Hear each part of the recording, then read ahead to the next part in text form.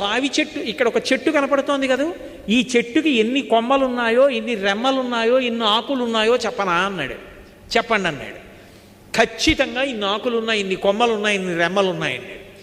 నలుడికి అనుమానం వచ్చింది. రథం దిగి మహారాజా అలాగే కూర్చోండన చెట్టు పడగొట్టాడు. పడగొట్టి కొమ్మలు, రెమ్మలు, ఆకులు అన్నీ కోసి దొంతర్లు పెట్టి లెక్కెట్టారు. ఈలోగా స్వయంవరం ఇక్కడ ఆలస్యం అయిపోతుంది. నడపగలడు నలుడు, అది ఆయన శక్తి. అన్నీ లెక్క పెట్టాడు. లెక్క పెడితే ఖచ్చితంగా రాజు చెప్పినన్నే ఉన్నాయి. మహారాజా ఎలా చెప్పగలిగారని అడిగాడు. ఇదే కాదు, నేను ఏవైనా ఇలా చెప్పగలను, నాకు అక్షహృదయ విద్య తెలుసు. నీకొక సంగతి తెలుసా, ఆ విద్య ఉపదేశం పొందిన వాడికి విజయమే తప్ప అపజయం ఉండదు. అంత గొప్ప విద్య. నువ్వు నన్ను మురిపించావు, తెల్లవారేటప్పటికీ రథాన్ని నడుపుతున్నావు, కాబట్టి నీకు అక్ష హృదయాన్ని ఉపదేశం చేస్తానని చెప్పి ఆ విద్యని ఉపదేశం చేశాడు. ఆ విద్య ఉపదేశం